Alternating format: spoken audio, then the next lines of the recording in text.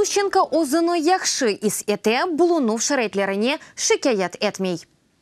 Русияда канунсыз суретте тутулған украин журналисты Роман Сущенко қадыны ве қызынен құрышты. Құрышов бүгін Лефортово сезосында кечті. Бұны UATV телеканалына адвокат Марк Фейгин білдірді. Оның дегені кебі Құрышов бір саат девам етті. Бұ адлиежінің сөзлеріне бинайен ішнің аслы бақылмасындан әвел сон кезерет ола біле.